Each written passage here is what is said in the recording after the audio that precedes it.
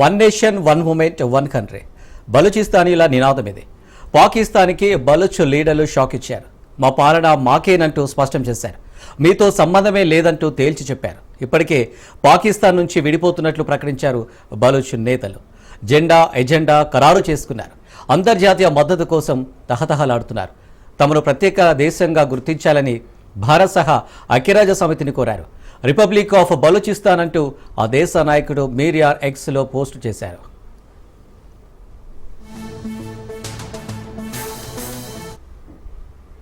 న్యూఢిల్లీలో బలూచిస్తాన్ రాయబార కార్యాలయాన్ని ఏర్పాటు చేయాలని భారత ప్రభుత్వాన్ని కోరారు మీర్ యార్.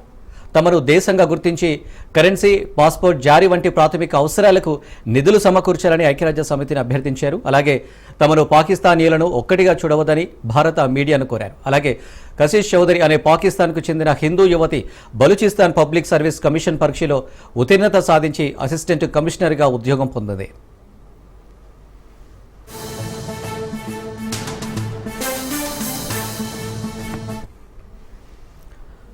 పాకిస్తాన్లో అతిపెద్ద రాష్ట్రం బలూచిస్తానే.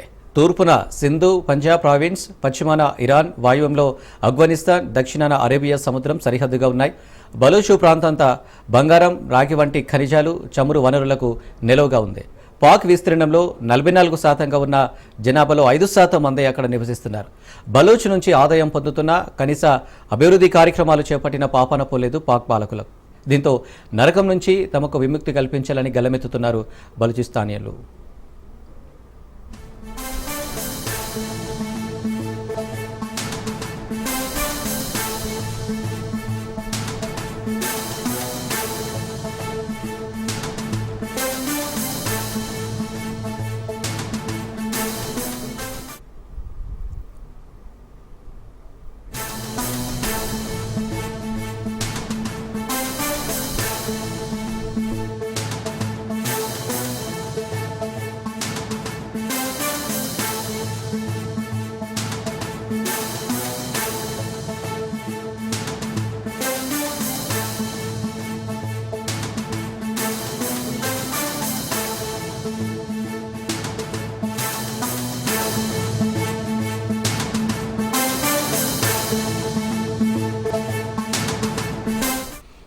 का 1947లో భారత్ పాకిస్తాన్ విభజన జరిగింది. అప్పటికి బలూచిస్తాన్ ఆంగ్లేయుల ఏలుబడిలోనే ఉంది.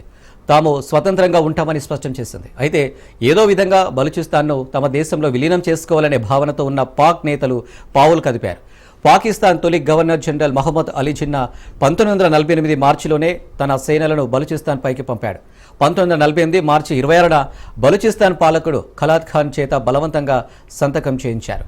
సైనిక ఆపరేషన్తో బలూచ్ను పాక్ విలీనం చేసుకుంది. అయితే 7.5 దశాబ్దాలుగా తమకు స్వాతంత్ర్యం కావాలని పోరాడుతూనే ఉన్నారు బలూచిస్తానీయులు.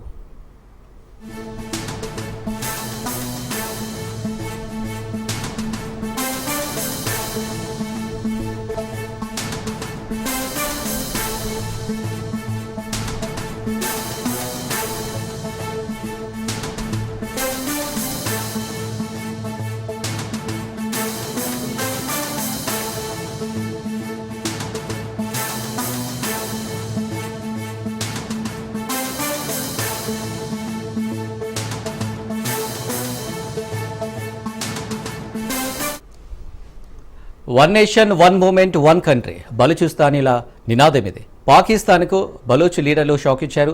మా పాలన మాకేనంటూ స్పష్టం చేశారు. మీతో సంబంధమే లేదంటూ తేల్చి చెప్పారు. ఇప్పటికే పాకిస్తాన్ నుంచి విడిపోతున్నట్లు ప్రకటించారు బలూచ్ నేతలు. జెండా ఎజెండా ఖరారు చేసుకున్నారు. అంతర్జాతీయ మద్దతు కోసం తహతహలాడుతున్నారు.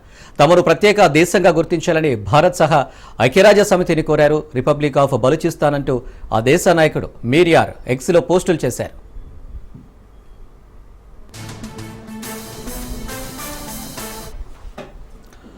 న్యూఢిల్లీలో బలూచిస్తాన్ రాయబార కార్యాలయాన్ని ఏర్పాటు చేయాలని భారత ప్రభుత్వాన్ని కోరారు మీర్ యార్. తమను దేశంగా గుర్తించి కరెన్సీ, పాస్పోర్ట్ జారీ వంటి ప్రాథమిక అవసరాలకు నిధులు సమకూర్చాలని ఐక్యరాజ్య సమితిని అభ్యర్థించారు. అలాగే తమను పాకిస్తానీయులను ఒక్కటిగా చూడవద్దని భారత మీడియాను కోరారు. అలాగే కశిష్ చౌదరి అనే పాకిస్తాన్కు చెందిన హిందూ యువతి బలూచిస్తాన్ పబ్లిక్ సర్వీస్ కమిషన్ పరీక్షలో ఉత్తీర్ణత సాధించి అసిస్టెంట్ కమిషనర్గా ఉద్యోగం పొందింది.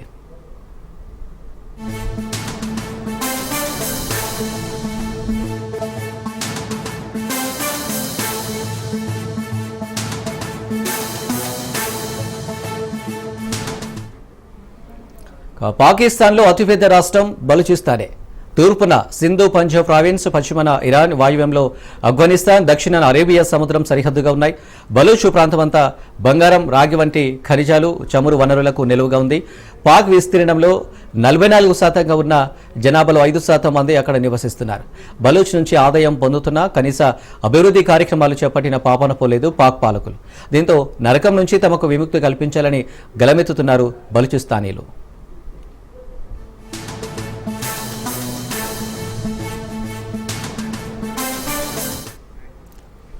1947లో భారత్ పాకిస్తాన్ విభజన జరిగింది. అప్పటికే బలూచిస్తాన్ ఆంగ్లేయుల ఏలుబడిలోనే ఉంది. తాము స్వతంత్రంగా ఉంటామని స్పష్టం చేసింది. అయితే ఏదో విధంగా బలూచిస్తాన్ను తమ దేశంలో విలీనం చేసుకోవాలనే భావనతో ఉన్న పాక్ నేతలు పావులు కదిపారు. పాకిస్తాన్ తొలి గవర్నర్ జనరల్ మహమ్మద్ అలీ జిన్నా 1948 మార్చిలోనే తన సేవలను బలూచిస్తాన్ పైకి పంపాడు. 1948 మార్చి 26న బలూచిస్తాన్ పాలకుడు కలాద్ ఖాన్ చేత బలవంతంగా సంతకం చేయించారు. సైనిక ఆపరేషన్తో బలూచ్ను పాక్ విలీనం చేసుకుంది. అయితే 7.5 దశాబ్దాలుగా తమకు స్వాతంత్ర్యం కావాలని పోరాడుతూనే ఉన్నారు బలూచిస్తానీలు.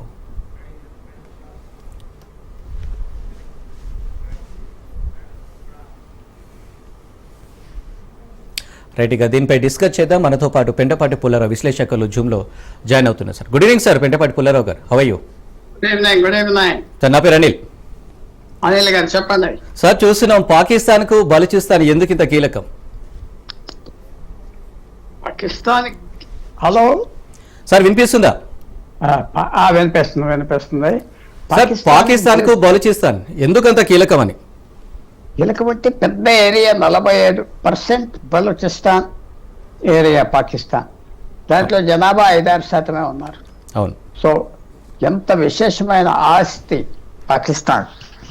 అది దాంట్లో మినరల్స్ దొరికినాయి, ఆయిల్ దొరికింది, గ్యాస్ దొరికింది, ఆరుదైన ఏమంటారు రేర్ ఎర్త్స్ దొరికినాయి. అది విశేషంగా లిథియం అన్నీ ఉన్నాయి అక్కడ. దాంతోపాటు సముద్రం కోస్ట్ కూడా ఉన్నది, హార్బర్స్ కట్టున్నారు, పెద్ద హార్బర్ చైనా. సో సముద్రం ఉన్నది, ఏరియా ఉన్నది, అన్నీ ఉన్నాయి. పాకిస్తాన్కి ఇది ఒక పెద్ద ఆస్తి. ఇది కనుక పోతే పాకిస్తాన్ నిలబడలేదు. బంగ్లాదేశ్ పోతే శనుర్లు పోయింది అనుకున్నారు. సో బలూచిస్తాన్కి జనాభా అప్పుడు 1.5 కోటి ఉన్నారు. స్వతంత్రం వచ్చినప్పుడు 5-6 లక్షలు. ఆ 1.5 కోటిలో చాలా మంది బయట వాళ్ళు వచ్చేసారు, పంజాబీలు, సింధీలు, పఠాన్స్. సో వాళ్ళు అన్ని బిజినెస్లు అన్నీ వాళ్ళ చేతిలో పెట్టుకున్నారు. బలూచిస్తాన్స్ లేబరర్స్గా ఉన్నారు, ఆస్తి గీస్తి లేదు, వాళ్ళని తొక్కేస్తున్నారు. సో అది పరిస్థితి. సార్, చూసిన బలూచ్ నేతలు ప్రకటించుకున్నారు మాకు స్వాతంత్రం వచ్చిందని. ఒకవేళ ప్రపంచం గుర్తించాలంటే ఏం చేయాలి సార్?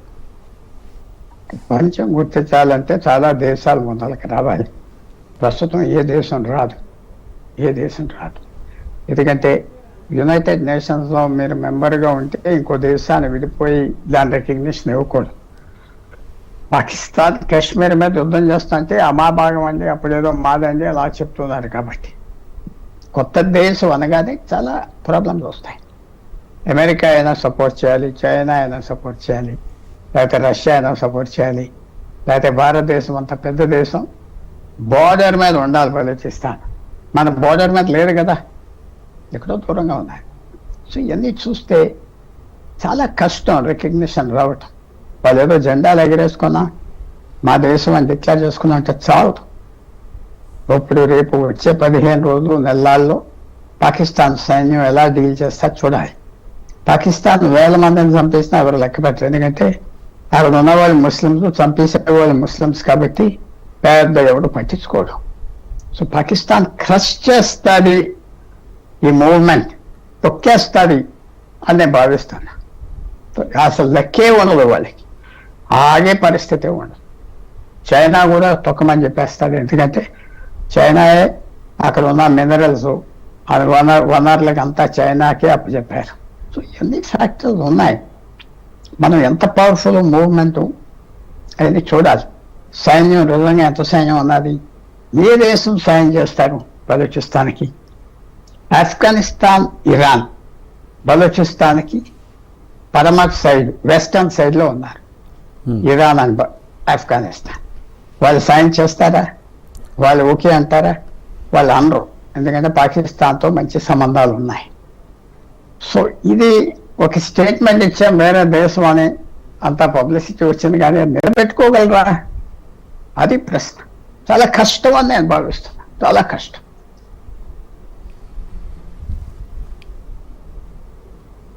సో చూడొచ్చు, బలూచిస్తాన్ ప్రత్యేక దేశంగా ఆవిర్భవిస్తుందా రాబోయే రోజుల్లో? చెప్పాలంటే వరల్డ్ మ్యాప్లో మార్పు రాబోతుందా? చాలా కష్టం. ఇంకా నేను నెగిటివ్గా చెప్పట్లేదు. నాకు బలూచిస్తాన్ వస్తే మంచిది. ఎందుకంటే పాకిస్తాన్ మన 1945 నుంచి ఏడిపిస్తా ఉన్నది, విసిగిస్తా ఉన్నది, అవమానం చేస్తుంది, నష్టం కలిగిస్తుంది. కానీ కండిషన్లు ఉండాలి కదా. ఏదో పెద్ద దేశం సపోర్ట్ చేయాలి. ఎవరు చేస్తున్నారు? లేకపోతే పక్క దేశాలు స్థలం ఇవ్వాలి, వాళ్ళు వెళ్ళిపోయి పారిపోయి రాకపోవటానికి. ఏ పక్క దేశం వాళ్ళకి సాయం చేయట్లేదు. మనం చూసేది మీడియాలో వింటున్నామంటే ఆ బాంబు పేల్చారు, ఓ ట్రైన్ తగలబెట్టారు, అది సరిపడుతుందా? చాలదు. చాలా పెద్ద యాక్షన్ కావాలి. 1945 రెండో ప్రపంచ యుద్ధం అయిపోయాక చాలా దేశాలు, కొత్త దేశాలు వచ్చాయి. ఎలా దేశాలంటే రష్యా ఇరిగిపోయింది. రష్యా ఇరిగిపోతే ఓ 11-12 దేశాలు కొత్తవి వచ్చాయి రష్యా దగ్గరనే. అలాగే బ్రిటిష్ సామ్రాజ్యం పడిపోయింది. భారతదేశానికి స్వతంత్రం వచ్చాక 45 నుంచి పడిపోతే ఒక 40-50 దేశాలు కొత్తవి వచ్చాయి. కానీ ఈ రష్యా, బ్రిటన్ తప్ప బయటికి వెళ్తే ఎక్కడా దేశం రాలేదు. రష్యా, ఇంగ్లాండ్, ఒక కుర్దిస్తాన్ అనే దేశం మాత్రం వచ్చింది. అది 50 సంవత్సరాల 100 సంవత్సరాల నుంచి మాకు వేరే దేశం కావాలి. కుర్దు అనే జనం టర్కీలో ఉన్నారు, ఇరాన్లో ఉన్నారు, సిరియాలో ఉన్నారు, ఇరాక్లో ఉన్నారు. అంతా ఒక ఏరియాలో. ఆ 4 దేశాలు ఒకళ్ళొక దేశానికి ఆనుకుని ఉంటాయి. కాబట్టి అమెరికా 2003లో ఇరాక్ వెళ్ళి అక్కడ సదాం హుసేన్ ఓడగొట్టేశాక వాళ్ళు ఇచ్చారు కుర్దిస్తానికి, సరే మీరు దేశం ఫామ్ చేసుకోండి అంటే ఇప్పుడు ఇవాళ కుర్దిస్తానికి వేరే దేశం అండి. అది చాలా కష్టం వేరే దేశం రావటానికి. ఒప్పుకోరు ఎవరైతే ఏ దేశంలో ఉన్నారో. ఫర్ ఎగ్జాంపుల్ తమిళ్ ఈలం అని ఎల్టీటీ టైగర్స్ ఎంతో పోరాడారు కదా తమిళనాడులో, అదే శ్రీలంకలో. వచ్చిందా? రాలేదే. ఇప్పుడు ఎవరో కాశ్మీర్ మన దేశం వదిలేసి పాకిస్తాన్ వెళ్తాను కొంతమంది అన్నా కుదిరిందా? కుదరలేదు. సో అంత సింపుల్గా జరుగుతుంది అంటే నేను అనుకోవట్లేదు. ఏదో డ్రామాటిక్గా కొన్ని యాక్షన్స్ ఉన్నాయి. భారతదేశంలో మనం అందరం ఆనందపడుతున్నాం, కానీ గ్రౌండ్లో అంత ఉన్నదా బలం అంటే నాకు కనపడట్లేదు. కొత్త దేశం ఫామ్ చేసుకుని పాకిస్తాన్ సైన్యం తరివేసి చైనా మిసైల్ అన్నీ వాళ్ళ మీద వేస్తారు. భారతదేశం లేదు కాపాడటానికి. సో అవన్నీ వేస్తారు. రాబోయే రోజుల్లో చాలా మందిని చంపేస్తారు పాకిస్తాన్, ఎవరు పట్టించుకోరు. సో అంత ఈజీగా అనిపించట్లేదు నాకు బలూచిస్తాన్ ఫామ్ అయిపోతాను. సార్ చూడొచ్చు, 75 ఏళ్ల నుంచి బలూచిస్తాన్ ప్రత్యేక దేశం కావాలని పోరాడుతున్నది. ఇప్పటి వరకు ప్రత్యేక దేశం కావాలంటే ఏ దేశాలు సపోర్ట్ ఉంటే బాగుంటుంది? అసలు ఎందుకు సపోర్ట్ ఇవ్వరు సార్? ఒకవేళ ఇవ్వద్దు అనుకుంటే అంటే దానికి కావాల్సిన ఏముండాలి? అమెరికా దేశం ఫామ్ చేయాలంటే అమెరికాతో ఎలా అయినా ఉండాలి. పూర్వం డొనాల్డ్ ట్రంప్ ఉందలా ఆ దేశం ఏదో రష్యా వాళ్ళు చైనా వాళ్ళు పట్టుకుపోతున్నారంటే అర్థం పడును. ఇప్పుడు అదేం లేదు.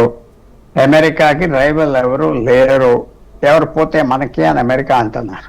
అమెరికాకి ఇంట్రెస్ట్ లేదు ఆ ప్రాంతంలో. పూర్వం అమెరికాకి ఏంటంటే రష్యాతో పోటీ పడే సమయంలో ప్రతి దేశం కావాలి మనకి, వాళ్ళ సపోర్ట్ ఉన్నారని చూపెట్టుకోవడం. నువ్వు అక్కర్లేదు అంటాను.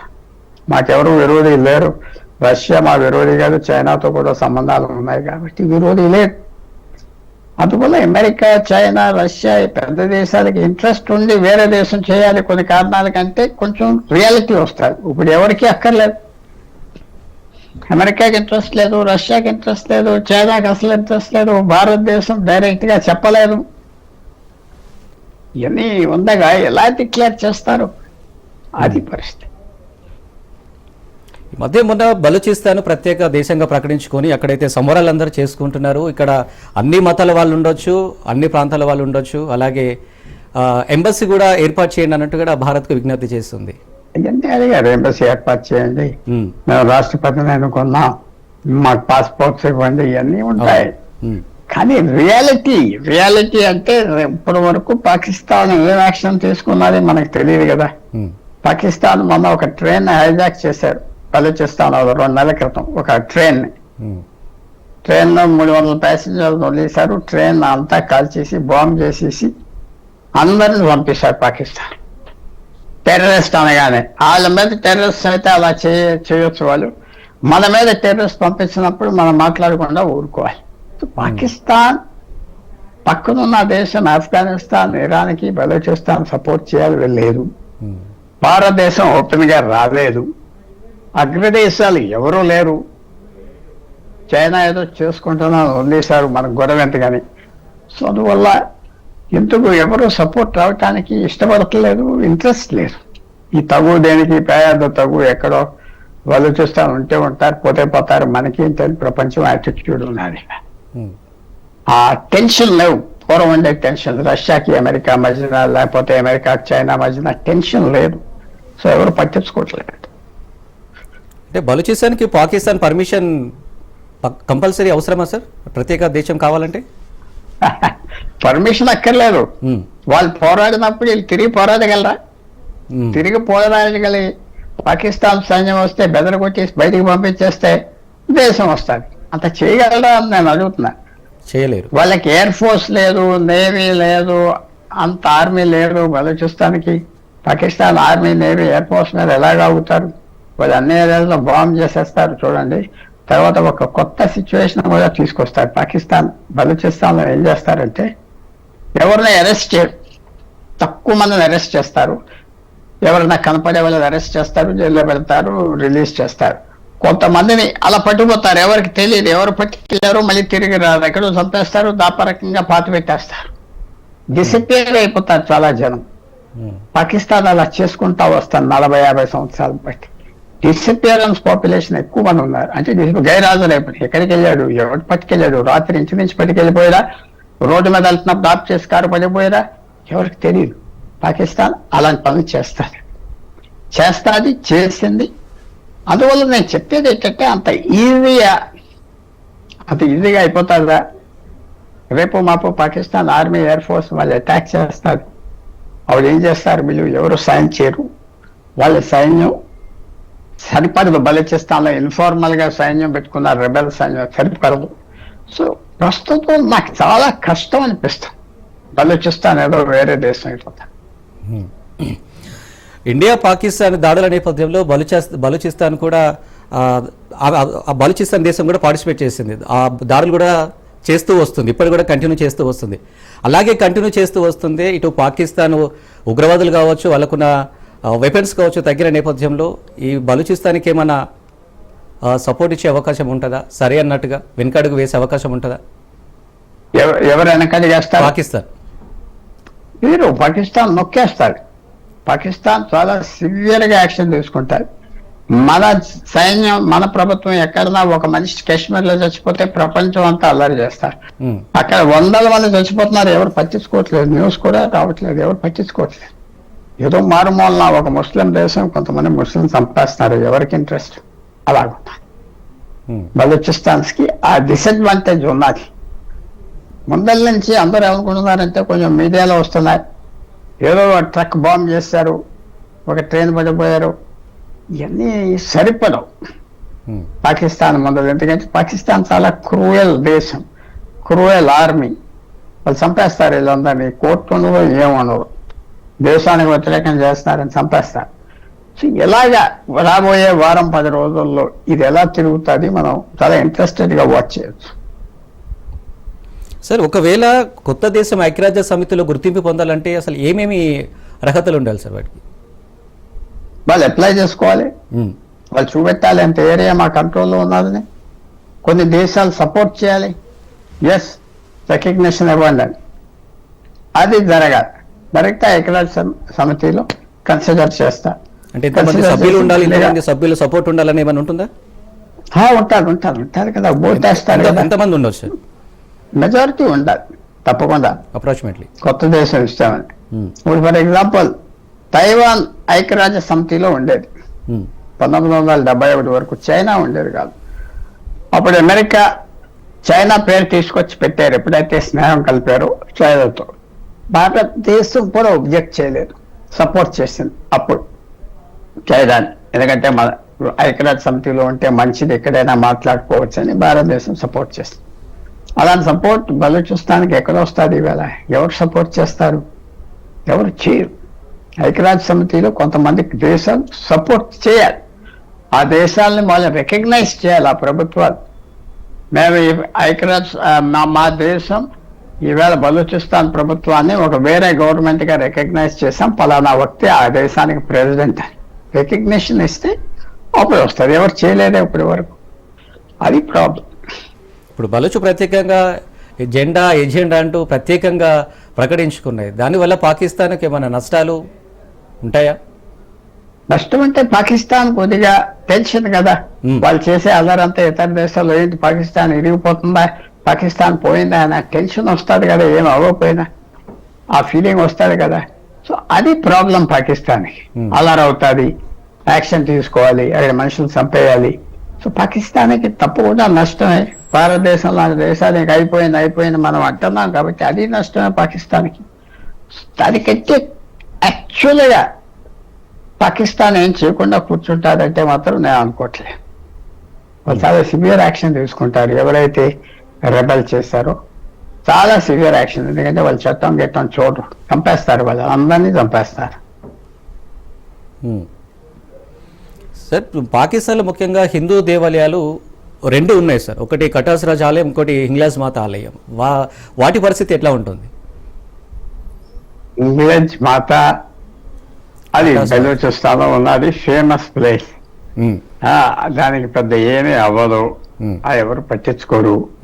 అది దాని వల్ల ఏదో భారతదేశానికి కనెక్షన్ ఉన్నది, ఎమోషనల్ గా కనెక్షన్ ఉన్నది. ఒకనప్పుడు చాలా హిందూస్ ఉండేవారు బలూచిస్తాన్లో, 47 తర్వాత వదిలేసి వచ్చేసారు హిందూస్ అండ్ సిఖ్స్.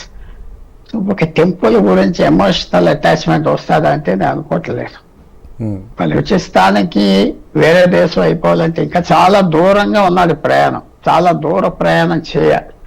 అంత నాకు కనపడలేదు ఈవేళ, అంత ఈజీగా అయిపోయింది అనుకునే పరిస్థితి లేదు.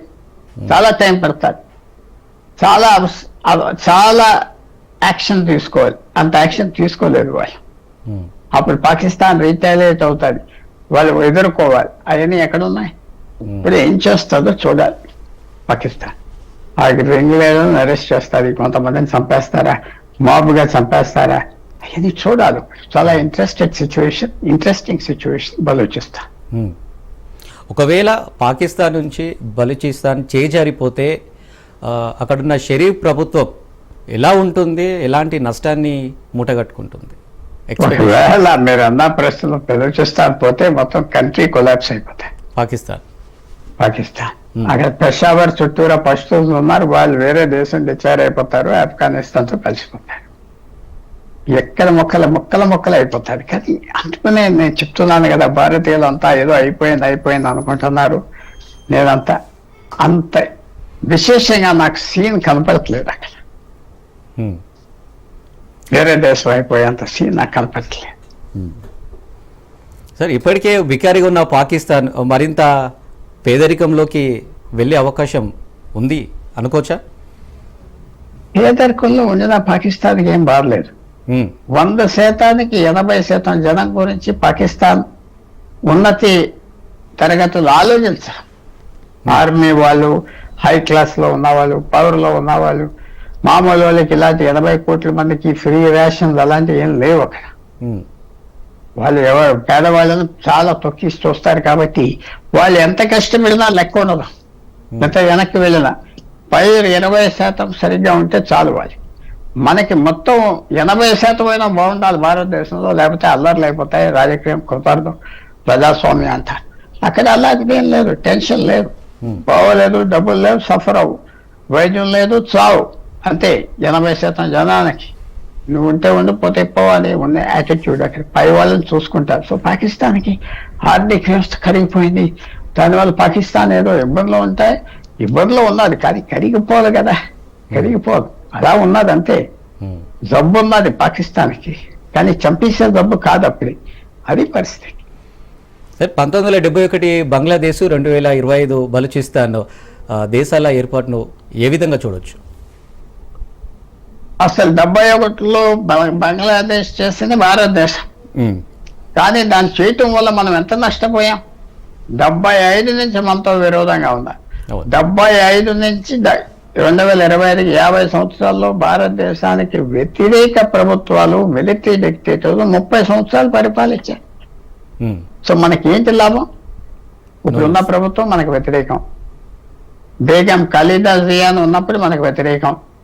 వాళ్ళు కొన్ని సంవత్సరాలు 1 or 2 years ఏదో మిలిటరీ రూలర్స్ కూడా ఉన్నారు, వాళ్ళకి 10 సంవత్సరాలు పరిపాలించారు, వాళ్ళు మనకు వ్యతిరేకం. సో ఇవన్నీ మనకి ఎలాగ ఉపయోగం? ఏ ఉపయోగం లేదు బంగ్లాదేశ్ వల్ల. బంగ్లాదేశ్ వల్ల భారతదేశానికి చెడ్డ జరిగింది. అందువల్ల బలూచిస్తాన్ అంత ఈజీగా అయిపోతాదని అని అంటలేదు. ఎంతో మంది చచ్చిపోయారు బంగ్లాదేశ్లో, సైనికులు చచ్చిపోయారు, ప్రజలు చచ్చిపోయారు, చాలా ఇబ్బందులు జరిగింది. అంత సిచ్యువేషన్ బలూచిస్తాన్లో లేదు అని నేను భావిస్తాను. మీడియాలో తప్ప అదేదో అయిపోతుంది అనుకోవడం తప్ప అంత సిచ్యువేషన్ లేదు. పోరాడుతున్నారు, అన్హ్యాపీగా ఉన్నారు, వెళ్ళిపోతాం అంటున్నారు, వెళ్ళిపోతానికి రెడీగా ఉన్నారు. కానీ పాకిస్తాన్ని వ్యతిరేకించే, ఓడించే అంత బలం మాత్రం బలూచిస్తాన్కి ఈవేళ లేదు. బయట ఏ దేశం సపోర్ట్ చేయట్లేదు ఓపెన్గా. అది ప్రాబ్లం. మేము బలుచులైతే మేము కీలుబొమ్మలం కాదు, పోరాట యోధులము అంటే వాళ్ళ పోరాట స్ఫూర్తిని మాత్రం ఎలా చూడొచ్చు? అది అలాగ అంటున్నారు మాటలు. ఈ మాటలన్నీ ఎక్కడి నుంచి వస్తున్నాయి? బలూచిస్తాన్లో వస్తున్నాయా? వాళ్ళు యూరోప్ నుంచి స్టేట్మెంట్ ఇస్తున్నారా? ఈ ధైర్యంగా మాట్లాడే వాళ్ళంతా సోషల్ మీడియాలో యూరోప్ నుంచి చేస్తున్నారా? ఇవన్నీ మనం బయటకు వస్తాయి 1 వారం 10 రోజుల్లో. 10 రోజులు ఆగితే పాకిస్తాన్ ఏం చేస్తుందో మనం చూస్తాం. దాని మీద మనం కనెక్ట్ చేయొచ్చు. ప్రస్తుతం మాత్రం బలూచిస్తాన్ అనేది అవటం కష్టం. అది పరిస్థితి. భారత్ పాక్ దాడుల నేపథ్యంలో బలూచిస్తాన్ కూడా పాక్పై దాడులు చేస్తూనే ఉంది. ఇప్పుడు ఈ మధ్యలో బలూచిస్తాన్ మన భారత్ను కోరుతుంది ఏమని, ఎంబసీని ఏర్పాటు చేయండి, అలాగే మాకు కూడా సపోర్ట్ చేయండి అని అంటున్నాడు. అంటే ఈ దాడుల నేపథ్యంలో బలూచికి మన భారత్ ఏమైనా సపోర్ట్ చేసే అవకాశాలు ఉంటాయంటారా భవిష్యత్తులో? డైరెక్ట్ గా ఓపెన్ గా భారత్ చేయకూడదు.